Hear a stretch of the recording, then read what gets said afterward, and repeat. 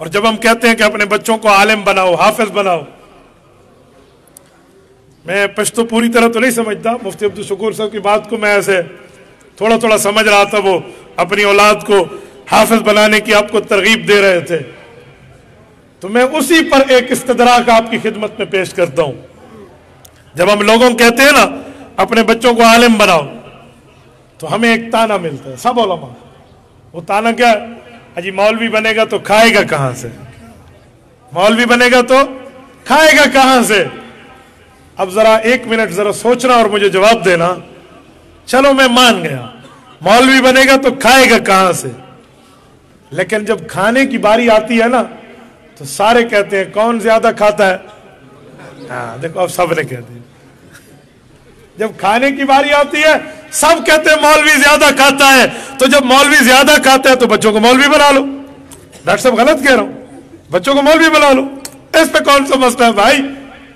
تو بھائی یہ دو باتیں میری سمجھ میں نہیں آتی، یہ مانیت الجمع ہے، امپاسبل سینٹینس ہے کہ یہ باتیں کیسے جمع ہوگی؟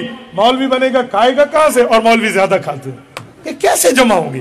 یہ مانیت الجمع ہے بھائی، منطق کی بات کو سامنے رکھے تو نہیں جمع ہو سکتی۔ اور سنیں، جب عالم ہوگا اللہ اسے ایسی عزتوں سے نوازے گا باقی لوگ اس عزتوں کو ترسیں گے۔ میں اپنے لیے بات نہیں، مجموعہ علماء کے لیے کر رہا ہوں۔ آج آپ نے ہمیں اوپر بٹھایا ہے، کرسیاں لگائی ہیں، باقی نیچے بیٹھے ہیں، کیوں؟ ہم بڑی ماں کے بیٹھے ہیں، ہمارے منہ پر بلبلیں بیٹھتی ہیں؟ نہیں بابا، ایک ہی وجہ ہے کہ ہمارے نام کے ساتھ قرآن اور دین جڑ چکا ہے، ہمارا نام بلکہ قرآن اور دین کے ساتھ جڑ چکا ہے۔ جب دنیا میں یہ عزتیں ہیں، آخرت میں اس سے بڑھ کے ہوں۔ وَلَلْآخِرَةُ خَيْرٌ لَكَ مِنَ الْأُولَى، آخرت تو دنیا سے بڑھ کے ہے بھائی۔ تو آخرت، اور سنیں، جب امام بن کے یہ حافظ قرآن جس جگہ ٹھہرے گا مصلی امامت پر، آگے تو آگے اس حافظ کے برابر بھی کوئی نہیں ہوگا، پیچھے ہوگے جو بھی ہوگا۔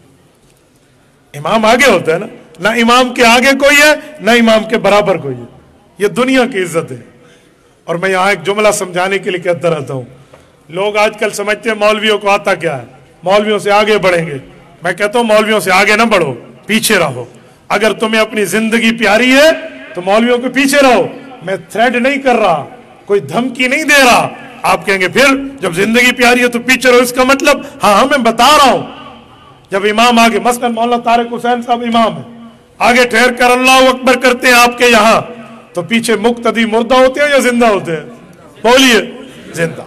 اور کوئی مقتدی مولانا کے آگے سویا ہوا اور باقی پیچھے، اور مولانا کہے 4 رکعت اور 4 تکبیر، اللہ اکبر، اللہم اغفر لحینا، جو مولوی سے آگے بڑھا اس کا کیا حال ہوا؟ تو فوت ہو گیا۔ تو بھائی مولوی سے آگے نہ بڑھے، مولوی کے پیچھے رہے۔